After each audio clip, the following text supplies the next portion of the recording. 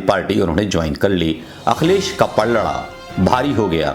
जिस तरह से उन्होंने मीडिया पर और मीडिया वालों को अपनी बात समझाना शुरू किया है कटाक्ष के रूप में कि काफी सारे जिलों में कासगंज, बदायूं और ये जो क्षेत्र हैं पश्चिमी उत्तर प्रदेश के, वहां पर भारतीय जनता पार्टी का सुपड़ा साफ बहुत बुरी तरह से होने वाला। मीडिया हो वहां अखिलेश यादव की मौजूदगी ये बता रही है कि समाजवादी पार्टी अपनी मौजूदगी काफी हद तक धमाकेदार तरीके से जमा रही है। शुरू कर दी। साक्षी जोशी जानी मानी यूट्यूबर पत्रकार हैं। उन्होंने लिखा ये संकेत तो और भी बुरा है कि आपका फोन भी नहीं उठा रहे। स्वामी प्रसाद मौर्य की ट्विटर पर अपील करनी पड़ रही है। यानी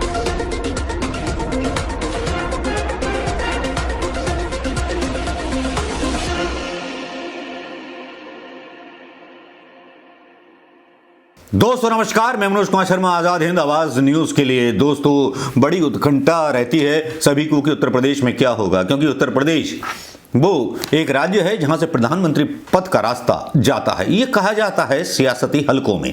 हालांकि कुछ पत्रकार भी इसका दम भरते हैं कि ये कहावत बिल्कुल ठीक है, लेकिन इसी तरह से पूरे देश की निगाहें उत्तर प्रदेश की सियासी उठापटक पर लगी हुई हैं। जिस तरह से ममता बनर्जी की सियासी उठापटक पर नजरें थीं, उसी तरह समाजवादी पार्टी के अखिलेश यादव पर नजरें टिक गई हैं। अखिलेश यादव ना कि अपने कटाक्ष के लिए जाने जाते हैं, बल्कि बेहतर समझ और बेहतर विकास और युवा एक चेहरा हैं जो उत्तर प्रदेश में अपने आप को प्रूव कर चुके हैं। उनको मुंह जवानी नाम याद रहते हैं, कहां कहां का क्या विकास हुआ। अखिलेश यादव के बारे में काफी सारे वीडियोस आपको देखने को मिले होंगे, जैसे कि उन्होंने अंजना ओम कश्यप के चेहरे से नकाब नोच करके उतार दिया। ये उनकी खूबी है।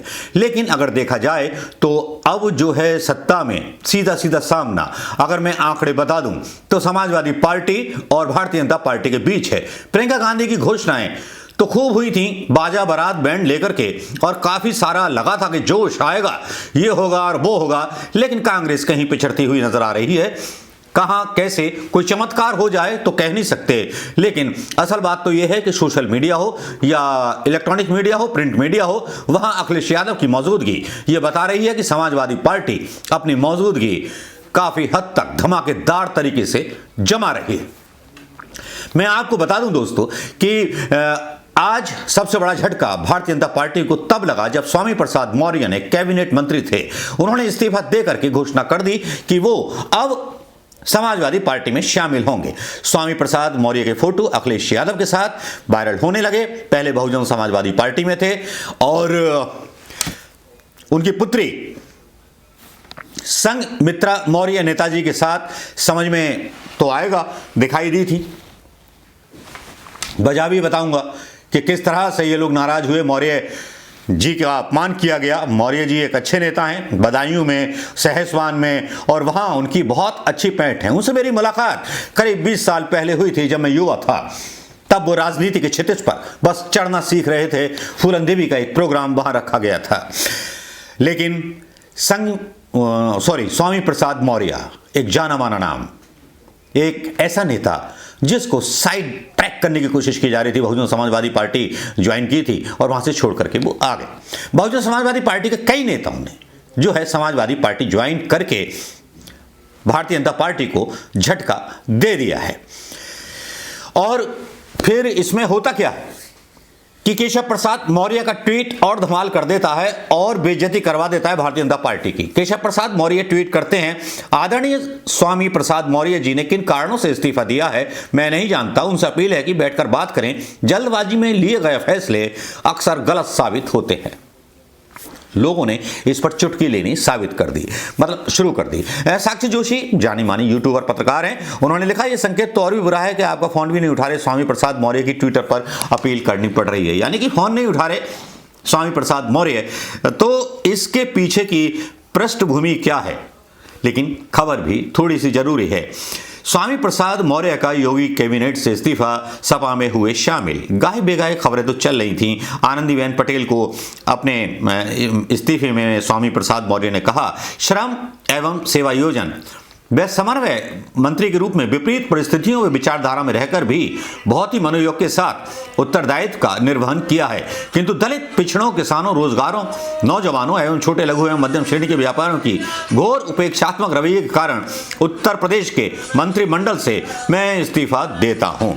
यह है उनका इस्तीफा जो मैं यहां डाल रहा हूं दोस्तों, जो डंके की चोट पर उन्होंने दिया। और अखिलेश यादव ने उनका स्वागत किया।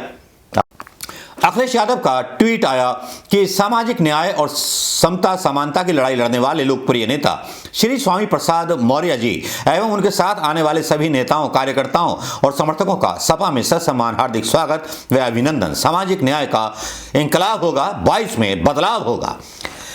अखिलेश बहुत कॉन्फिडेंट नजर आ रहे हैं, क्योंकि जिस तरह से कांग्रेस के भी कई इमरान मसूद वगैरह ये नेता छोड़ के गए हैं कांग्रेस, ये वो कांग्रेसी हैं जिनको बड़ा खट्टर कांग्रेसी कहा जाता था और दिल्ली का प्रभार भी इन साहब को दिया गया था।